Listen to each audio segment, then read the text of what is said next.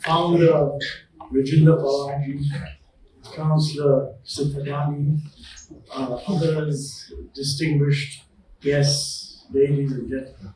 You know, after Mr. Thalani's introduction, which is really incredibly elaborately positive, I have to say that I can hardly wait to hear myself speak.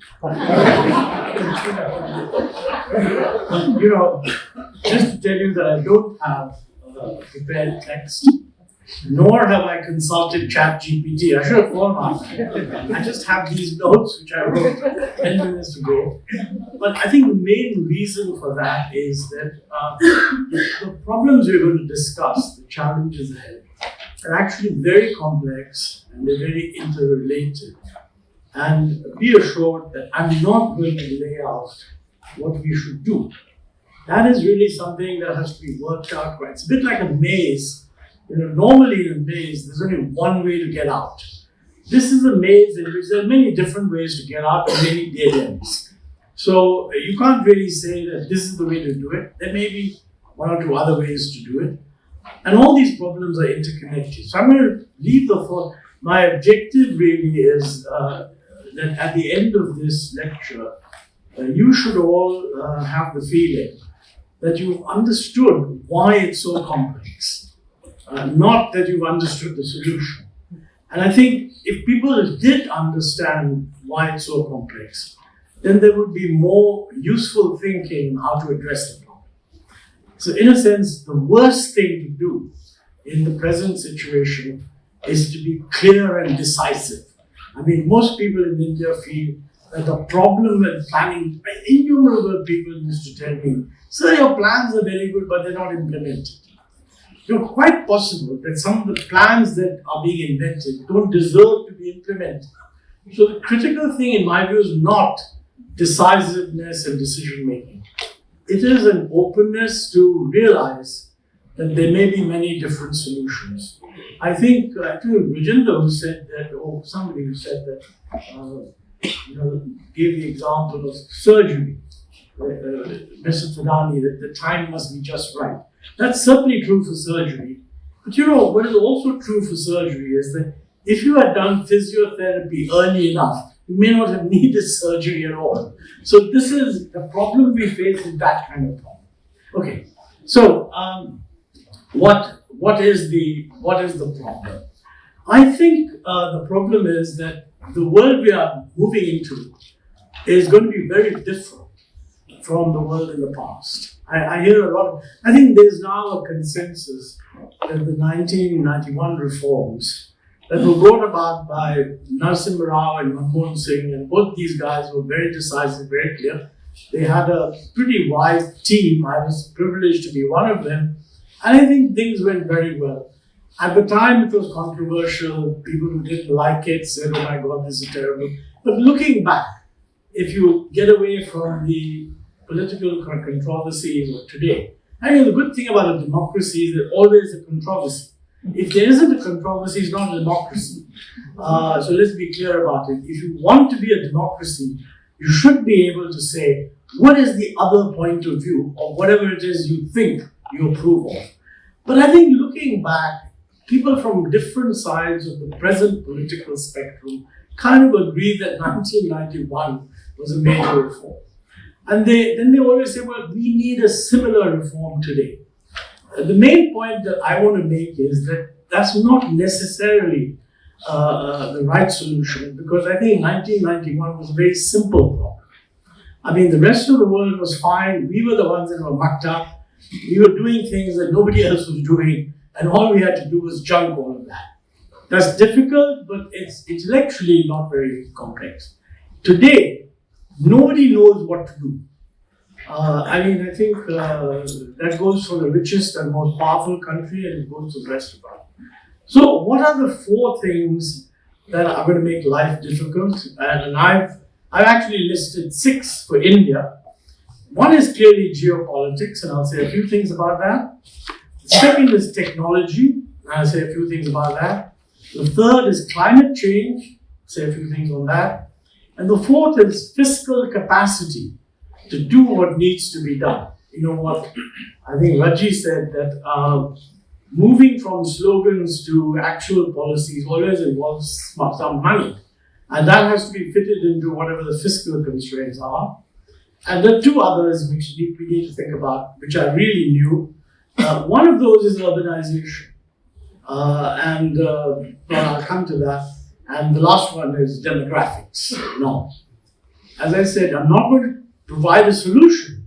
I'm going to hopefully trigger some thinking. So let me, since these are 6 things and I have limited time and they tell me you want some time for questions and answers. So let me say a few things about each. You know, geopolitics, I mean, earlier, geopolitics was very simple. It was a bipolar world with the West and the South more or less led by the United States.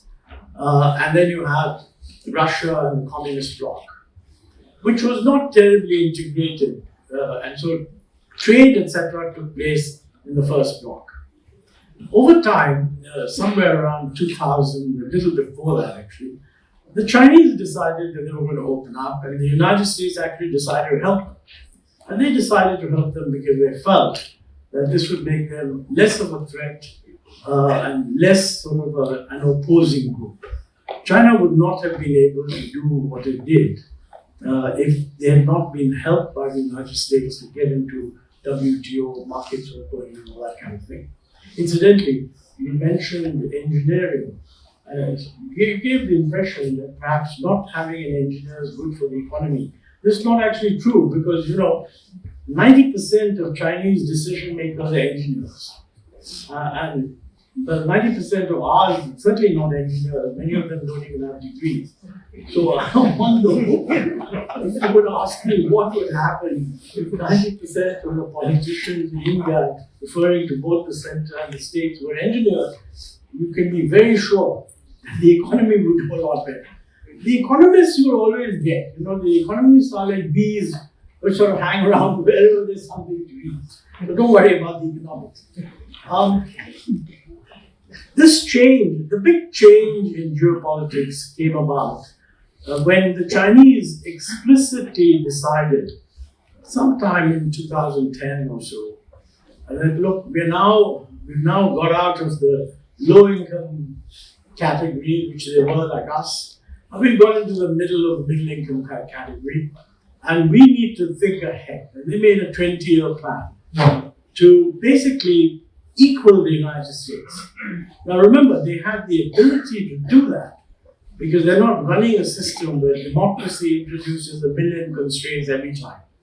So now if you say to me, well, wouldn't it be good if we had that? I don't know. I mean, in the sense that lots and lots of people were suppressed in China, which they weren't that much in India.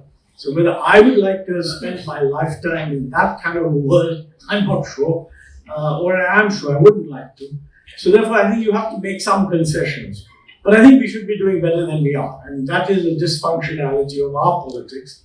But the point is that they decided very early on that they were going to challenge the United States. They didn't just say, we want a higher rate of growth. They could have said that. And for a while they did that. But their objective became, we must become dominant. In other words, we will be militarily dominant, we will be technologically dominant, and we will also be an alternative system because they want to undermine the notion that liberal values and freedom and individual freedom are at all important. Because that is what the West was selling. Remind you, the United States is backing off liberal values and individual freedom itself, but the idea of a free society was very much that, and the Chinese were challenging that. And they were saying, look, we're going to show the world that if you, particularly the poorer countries, if you want to develop, you don't have to follow the American way, follow our way is better. And this required real long-term thinking. They spent a lot of time and energy upgrading their own technological capacity. And we can come back to what that implies for us. And as a result, the Chinese relative power, economic and military, increased very substantially. So, you know, there are many graphs that plot this out. Share of GDP, world GDP, and that kind of thing. Any of these graphs will show you that in the last 20 years or so, the following is roughly true. The share of the United States hasn't actually declined. I mean, a little bit, but not very much, more or less flat. The share of Europe has gone down sharply. They're the ones who really lost out. The share of China has shot up, exceeding Europe now. Okay? And from the United States point of view, they were quite happy with Europe being a large GDP comparable to them, because they didn't think there was a threat. But when the Chinese GDP became, it's not the same as the US, but became quite large. And since the Chinese are able to mobilize their resources much more than a democratic country can, the US began to see them as a threat. And they have probably the second most powerful military machine in the world. Still not as powerful as the United States, but the second most powerful. Unlike Europe, which is totally dependent now on the US for most things. So I think the Americans began to think that, hey, this is not what we signed up for. And I think that's true. You know, although the Americans talked about a global world, free, etc., underneath it all was the assumption that we will be the hegemon. And to be fair to them, I think the rest of the world didn't mind the Americans being the hegemons because they thought they're basically a decent bunch of chaps. And you know, while when their own security is involved, there's nothing they won't do. But if you're not threatening the US, etc., they're probably quite fair. And I think it's fair to say that in the post-World War world, that's the way the US operated. I mean, in the sense, what they did in Latin America and here and there in the Middle East was certainly not consistent with allowing everybody to do their thing. But for the rest of the world, they didn't really do anything negative. But when they saw China suddenly acquire this huge amount of heft, I mean, they were threatened because they said, look, this is not just another developing country. You know, if we, the developing world, had been halfway as efficient as the Chinese were in taking advantage of global markets, and if we had basically increased our own exports and so on, so that China would have grown less and we would have grown more, I don't think the US would have been threatened.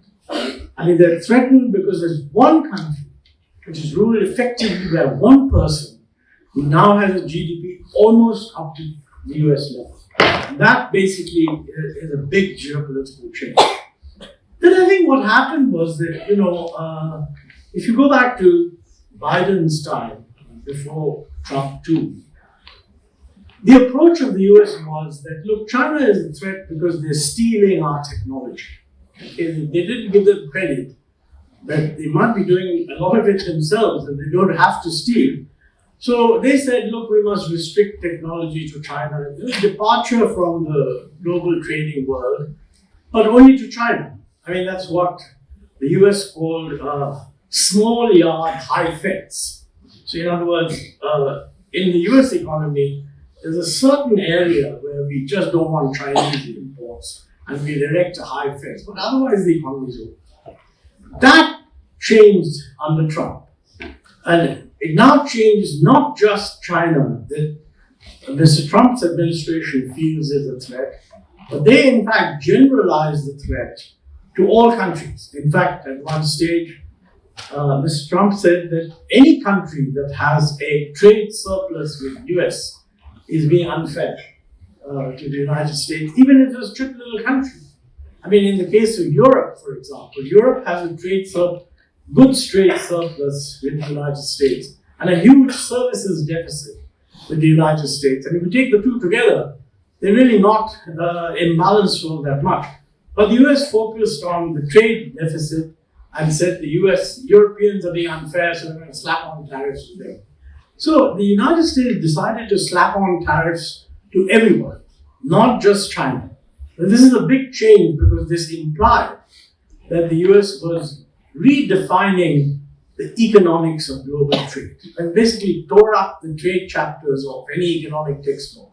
Because all economic textbooks will say that bilateral imbalances don't matter. As long as your overall balance is okay, you shouldn't be having a bilateral balance with every country. That's not President Trump's view. So the departure was this is not just a departure in geopolitics, this is a rewriting of your understanding of what is good economics.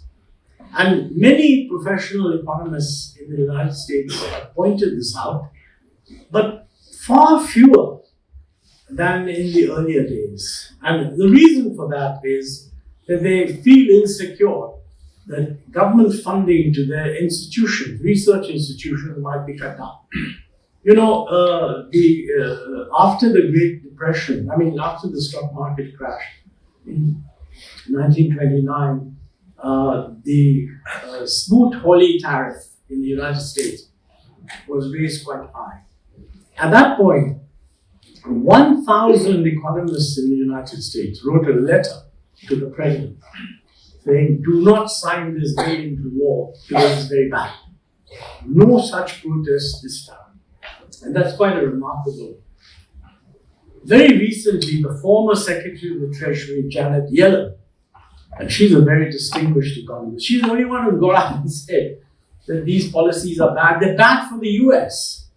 But you know, it doesn't carry much conviction if Indians say to the US government, what you're doing is bad for the US. You would expect the local economics fraternity to say that. I think they're just beginning to squeak. So let's see.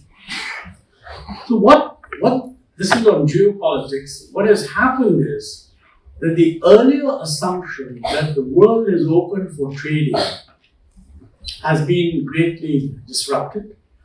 And the fact that geopolitics has brought security to the forefront has made a lot of people more aware that you need to be secure in your trade supplies and not just get the cheapest source of supply. So in the security area, this creates huge problems. Because, you know, today, for example, we are in a neighborhood where we don't have terribly good relations with most of our neighbors. And the Chinese are in a very good position to actually operate via these neighbors as a proxy and could in fact create trouble for us. So if we have to have defense supplies that are secure, obviously defense supplies from the Chinese are out of the question. Maybe from the Russians, not so much, but Russia is now highly dependent on China also. So that raises an issue. We would have thought until recently that supplies from the United States would not be a problem. But President Trump is now entering into all kinds of deals with China itself. So our range, which we can regard as reliable suppliers, shrinks. Of course, one solution is that we say, oh, we're going to do everything ourselves. Okay? Well, I mean, for that, you need a scientific, technological, engineering capacity, and most of all, a fiscal capacity. And I'll come to that in a minute. So this is the geopolitics. It's made trade uncertain, and there's a question of what we should do. I'll give you my response on that. It would be a wrong thing for India to say that since we can't rely on trade, we should close our borders. I mean, raise protective walls and do everything domestically. That would be hugely costly. It would not be consistent with good economics. So I personally think that what the government has signed a free trade agreement with the United Kingdom, which is good. They are trying to sign one. I think we get the impression that we're going to have one with the EU, which is also very good. I think we should actually do the same with East Asia, maybe excluding China. There is a free trade agreement there. We have never even applied for it, but I think we should join it. This is a controversial position. So what I'm saying is, the West, at least the United States, has raised protective barriers, but I think the rest of the West has not so far. And therefore, rather than react by raising protective barriers ourselves, we should actually integrate with the rest of the world more freely and actually lower our protective barriers. And I think here we must recognize that President Trump was right earlier when he said India is a tariff king. Because we had the highest tariffs of any other country. And we need to change that. Now, this is contestable. Not everybody will agree. And if you guys ever discuss with your friends, ask them, this fellow gave this lecture and he said that we should not raise protective barriers. What do you think? And send me an email or what answers you get. I'm not going to try and resolve that. That's what geopolitics has done. But the second thing is technology. Technology is always changing. Every 10 years there's an improvement in technology. But I think today what we're seeing is a transformational change of two kinds. One is Industry 4.0, the usual digitalization, robotics, and so on. That has been going on and it's accelerating and it's becoming more widespread, etc. But then you have AI, which is a truly transformational change. You can imagine its impact on productivity. Those who glorify it say that it's going to be totally transformational. Others say it's a bit hyped. And we'll see what happens to the stock of NVIDIA, which has soared up. Most of the US stock market buoyancy in the last 4 or 5 years is really due to these magnificent 7 stocks, which includes NVIDIA. And NVIDIA is the one that really surged. And if you look at any of the WhatsApps on this thing that are going around, you'll see different views. One view is that people are rightly perceiving that NVIDIA is going to be the global foundation for the most transformational technological change that the human society has seen, and it has got an inside edge and it's fantastic. The others say that, look, there's a hype and the investment that's being made in AI will not be justified and the bubble will burst. Now, if one knew when the bubble is going to burst, one could make a huge amount of money. So don't think I'm advising you one way or the other on where to invest. But it is worth considering that AI is so transformational that it makes a lot of traditional assumptions simply unprovable or untestable. Okay? What has happened though is there's a huge amount of enthusiasm in AI, and we should do AI and we should become leaders in AI. And you will hear this in the newspaper all the time. Now, quite honestly, we're a big enough country that whenever there's a new technology, we ought to dabble in a little bit. But the idea of becoming leaders in AI cannot be divorced from the sense of how much resources is required. And these resources in the United States are not coming from the government of the United States, they're coming from the private capital markets. So my view is, if there is someone in Bangalore, or for that matter, Nimrod, who has a startup on AI which enthuses international investors, wonderful. Let them attract capital. But I'm not very sympathetic to the fellows who say that, look, AI is very important. AI takes a lot of money. I'm the only one with a startup on AI, so therefore give me $5 billion. Now, this is not viable. And unfortunately, the government very often announces AI missions.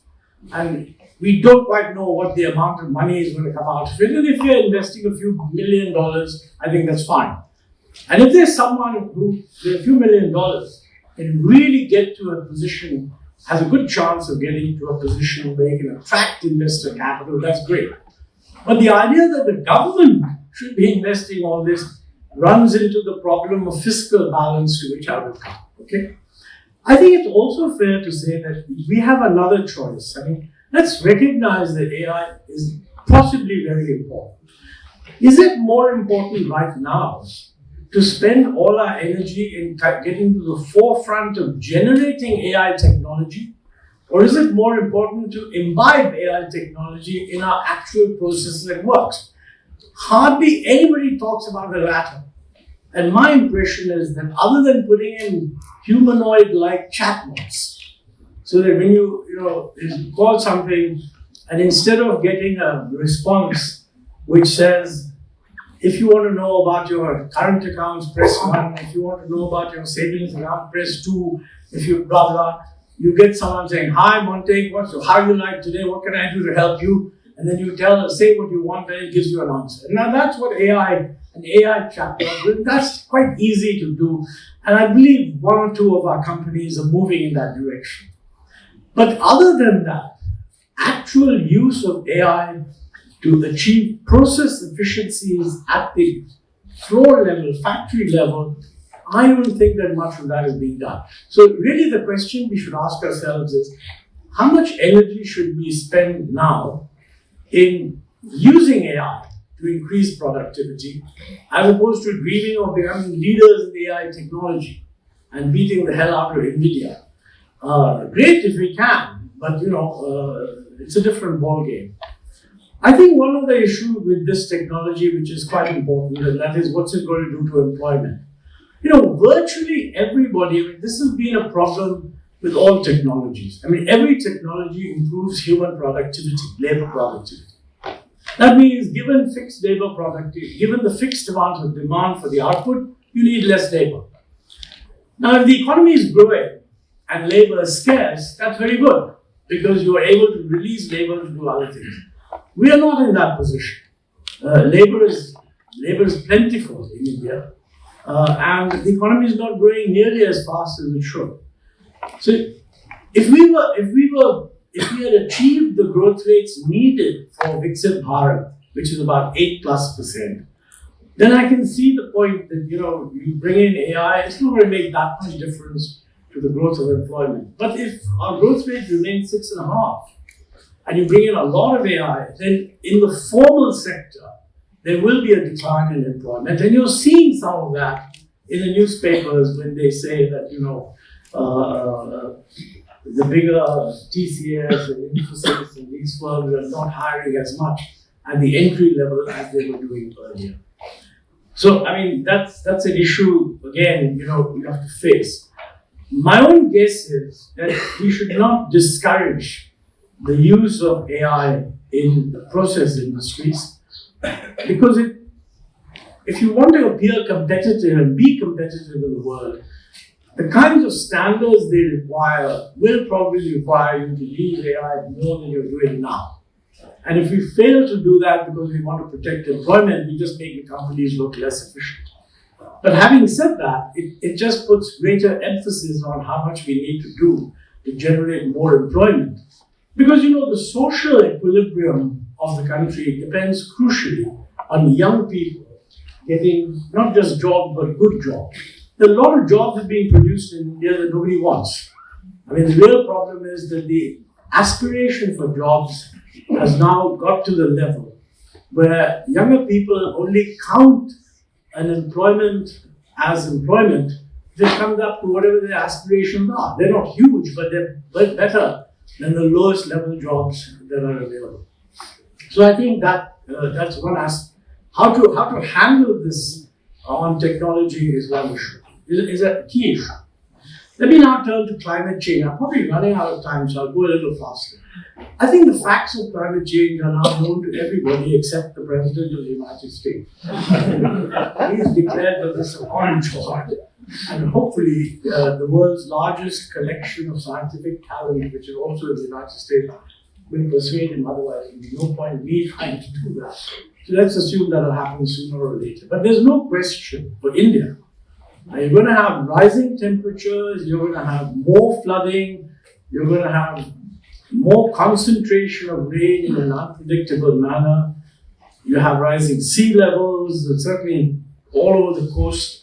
Over the next 10, 20 years, this is going to be a problem. And if you keep relying on fossil fuels, you are going to have to tolerate much higher levels of pollution, which means that you will have to give every Delhi citizen an opportunity to visit Neemrana, to keep his lungs clean for at least 2 days. Those of you who live in Delhi will know that this is no longer a joke, this is no longer an academic thing. You hear this when you have coffee with people. It's like, what do we do about this pollution? But there's only one. The two ways of solving the pollution problem. One is you give up on roads. Some of the people who say things like, what is the need for GDP growth? GDP growth is not everything, etc., etc. Frankly, we are too low a level of income to say that. We have to have higher levels of income. Maybe some of us are already at levels of income which are really pretty good. But that's not true for the vast majority of the country. Only 2% of Indians pay income tax. I don't think people realize this. 2%. So most of the rest of the people don't pay income tax at all.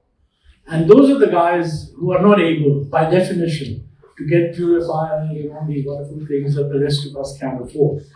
So I think we have to do something, and what we have, we cannot, in my view, give up on GDP growth.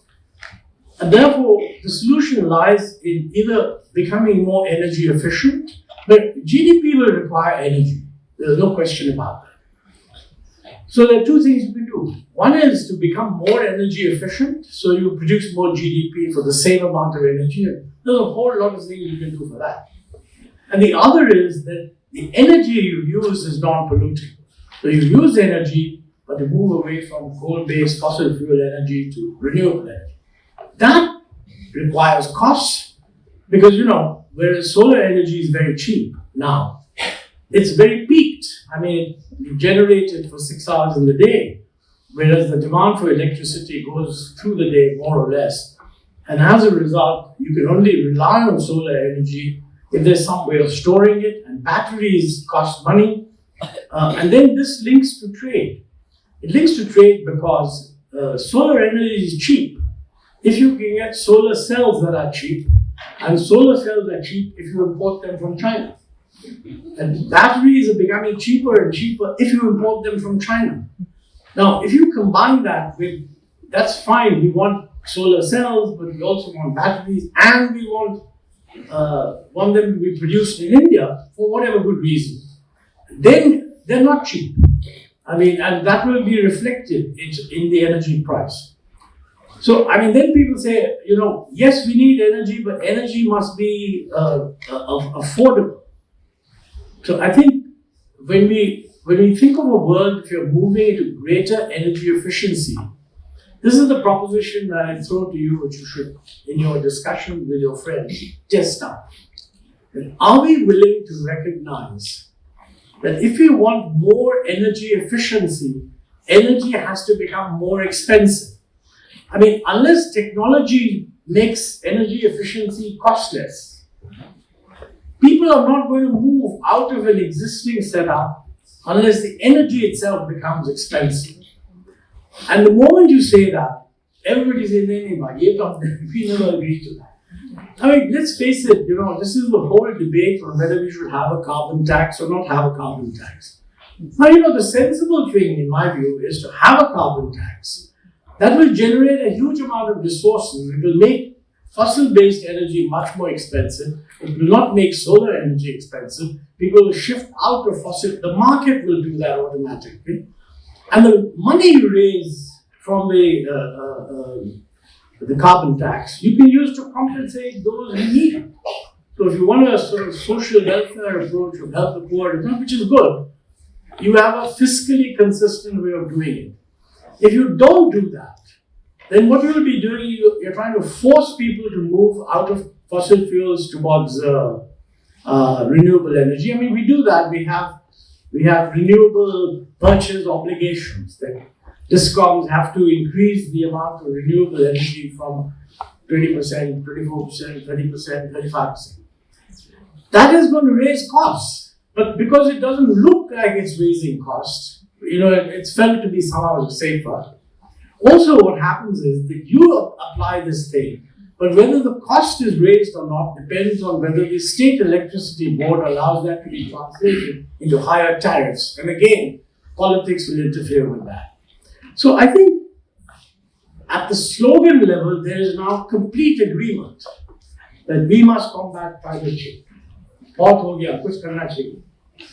At the policy level, there is no agreement. I mean, if you say that the solution to climate change is to be found by increasing energy efficiency, that's one, and two, by switching from fossil to non-fossil fuels, that's two, and the implication of both of them is that prices must rise, people will say, no, that's not a good solution. Please go back and plan again. I think we have a bigger problem. It's an example of interconnection. Interconnection here connects with trade. If you want the transition to be cheaper, then the cheapest source of equipment are really the Chinese. And there's an even worse problem. And that problem is that, if we try to build them these ourselves, we are vulnerable to the Chinese disrupting the supply.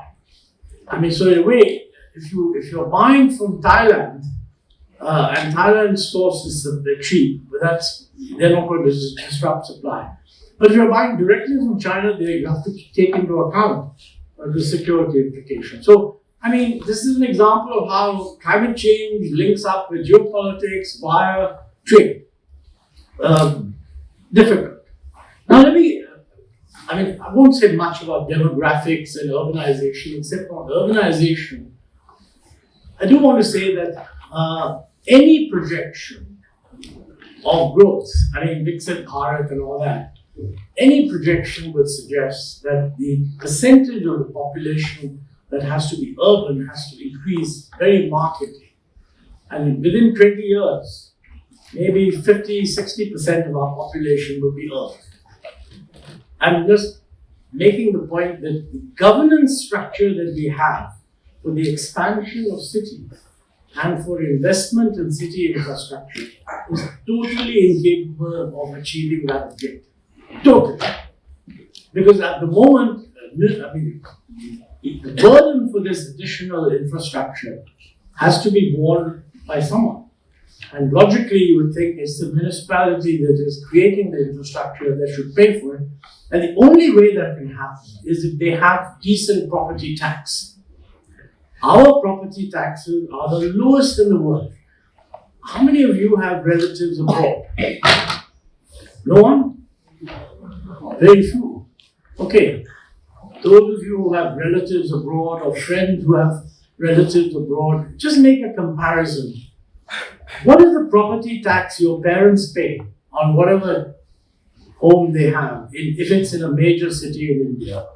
And compare it with as a percent of the value of the house, the property taxes paid in, say, the United States. And you'll find that over there, as a percent of value, the tax is 100 times what it is here.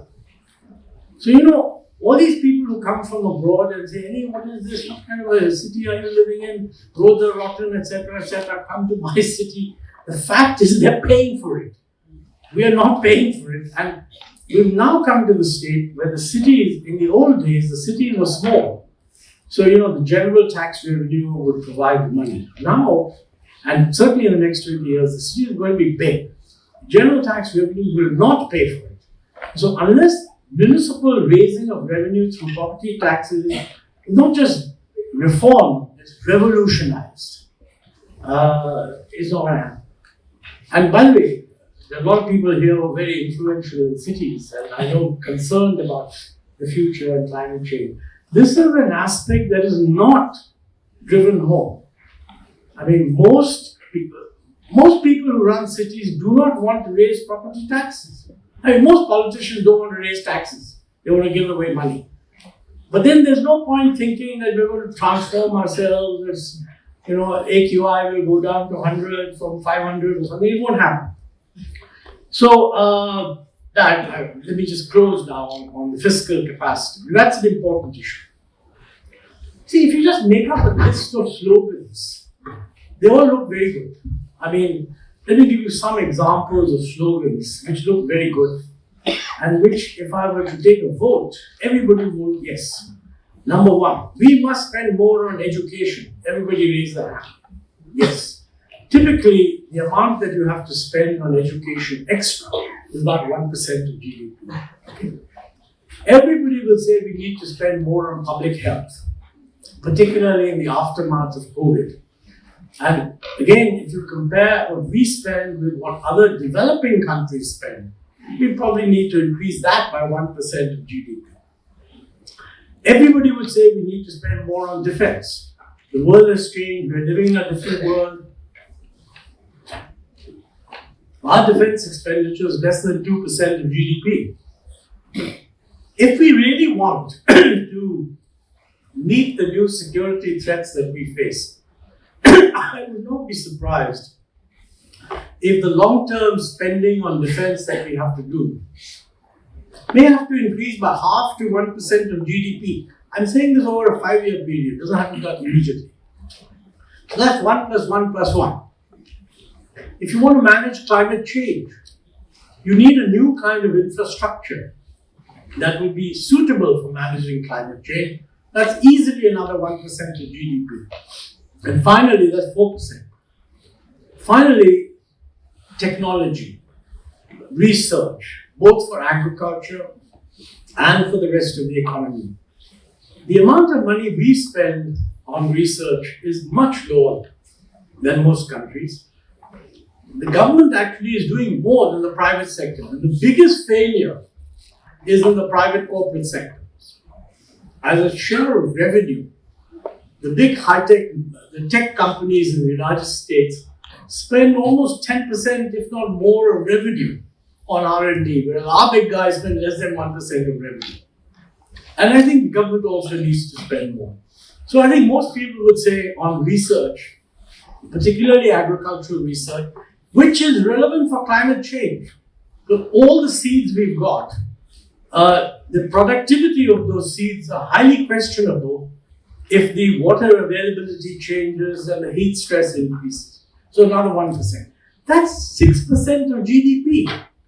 I mean, so if you add up the slogans, the bill is 6% of GDP, roughly. So now you ask yourself, how are we going to do it? You know, the present fiscal deficit of the central government, about 4.9 or something, 4.8%. It's higher than the target we had set, although it's lower than what it has been. On the whole, I give the government good marks for having managed the fiscal situation in the short run, not creating a problem. But it's not a situation where you can say to them, please add another 6% of GDP expenditure over 5 years. To do that, they either have to raise revenue, which means taxation, or they have to cut wasteful expenditure, which means getting rid of rabies. Now, I think, again, a challenge that I give to you, ask your friends when you meet for a drink or a coffee or whatever, that you know there was this lunatic from New Delhi who said that we'll never be able to solve our problems unless the government gets more resources.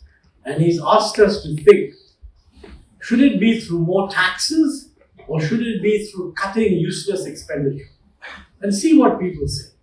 Most people would say, well, no, all expenditure is sacrosanct. You can't cut this, you can't cut that, you can't cut the other. And taxes are difficult, so what do?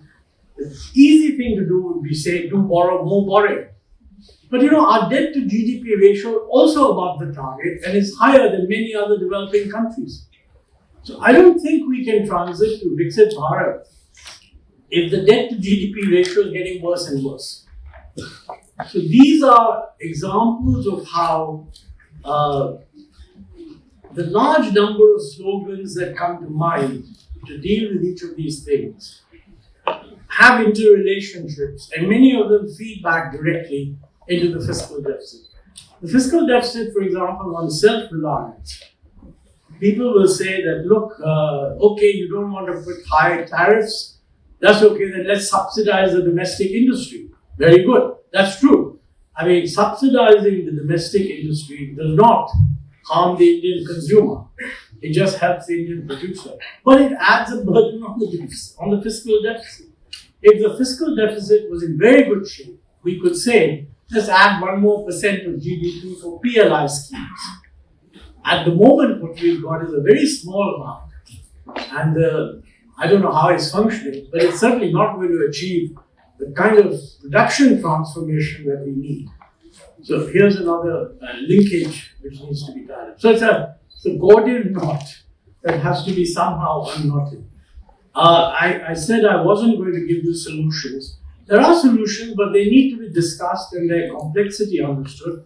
I just hope that I've given you a sense of how interconnected all these things are and how in the end they reflect on what is going to happen to the fiscal deficit. So with those words, let me thank you for listening so patiently. Thank you.